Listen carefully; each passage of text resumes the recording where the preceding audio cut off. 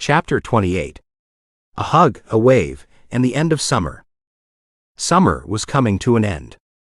The air in the evenings became clearer and fresher, and the leaves on the trees began to take on their first golden hues, though August still held its last warm embrace firmly.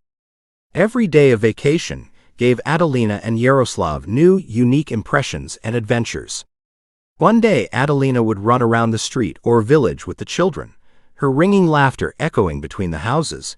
Then she would immerse herself in troublesome but so interesting tasks with Grandma, first picking sweet strawberries, then fragrant currants, and then they would together cook thick aromatic jam and seal it in jars that lined the shelves like colorful necklaces. And when peaches, apples, and pears ripened in the garden, they would make refreshing compote with Grandma. In the garden, where the beds flourished, they picked juicy zucchini, crisp cucumbers, ripe tomatoes, and sweet bell peppers, and then Adelina, as a diligent little helper, would assist Grandma with canning, carefully slicing vegetables and putting them into jars. Later, when the time came for harvesting potatoes, the whole family joined in. Grandpa expertly trimmed the tops with his motor scythe, Grandma and Dad dug, and Adelina and Yaroslav eagerly collected potatoes into buckets, filling them to the brim. Dad had already booked train tickets to Kiev, and during those final days, everyone slowly began packing their suitcases, getting ready to return. And so it came, the last unexpectedly fast day of vacation, time to hit the road, back to the big city. Adelina and Yaroslav felt a slight sadness, understanding that school, new subjects, and lessons awaited them, and the time of carefree fun would no longer be like during vacation. It would be time to diligently study and acquire new knowledge, discovering an interesting, but completely different world. Just before leaving, Adelina spent a long time saying goodbye to her beloved pets. Jack, her faithful puppy, looked at her tenderly with his kind eyes and clung to her legs, whimpering softly, as if sensing the approaching separation. Star, her gentle cat, purred, winding around Adelina's legs and nuzzling her soft fur into the girl's hands, as if to say, "Don't be sad, we'll be waiting here in the village until you return for the next vacation." Adelina stroked them, feeling the warmth of their bodies and barely holding back tears.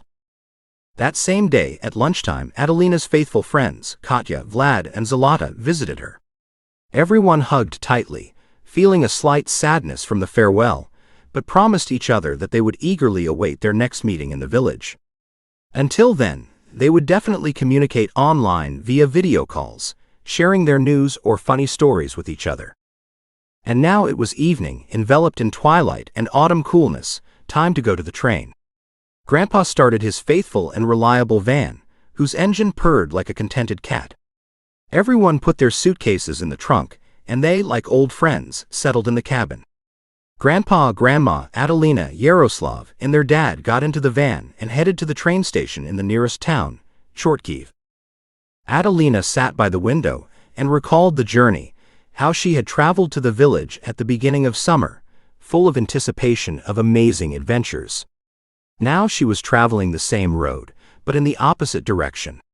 Past the majestic Yahilnitsia castle, which saw them off with its gaze, through the town of Chortkiv on its old stone pavement that echoed the wheels, past the majestic Catholic church whose spires reached for the sky, stone churches that stood like guardians of time, and before the very station past an old wooden church almost 400 years old, built without a single nail striking in its craftsmanship. The van slowly drove up to the majestic old station, which was shrouded in darkness. It was already dark outside, and the station was illuminated by old lanterns, casting a soft, flickering light around, as if inviting them on a journey through time. There was still some time before the train arrived. Everyone sat in the van, holding their breath, Grandma and Grandpa, feeling the sorrow that the grandchildren were leaving, and knowing that the days ahead without them would feel empty, and Adelina and Yaroslav, with the quiet understanding that the carefree summer holidays had come to an end.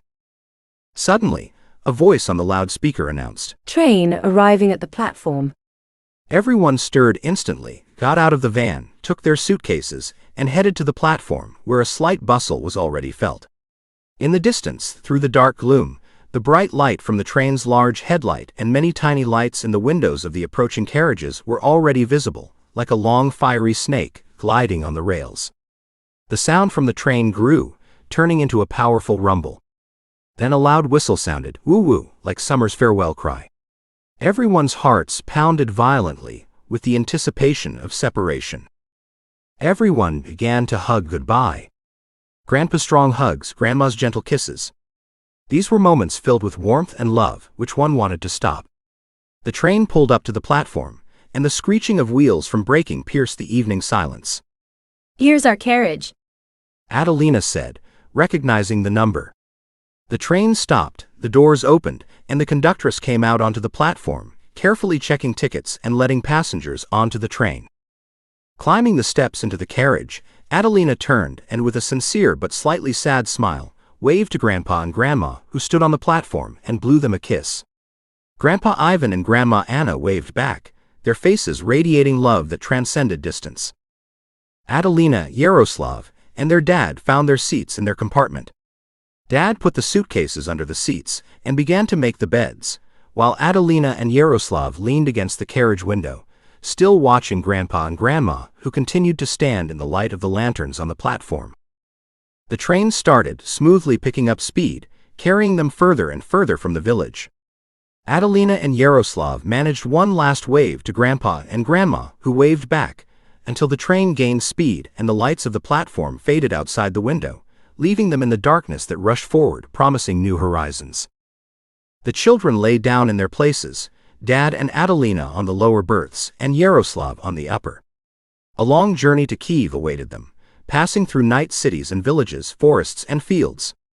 Exhausted by the rather active last day, filled with farewell emotions, everyone quickly fell asleep, dreaming of new days that would inevitably bring new adventures.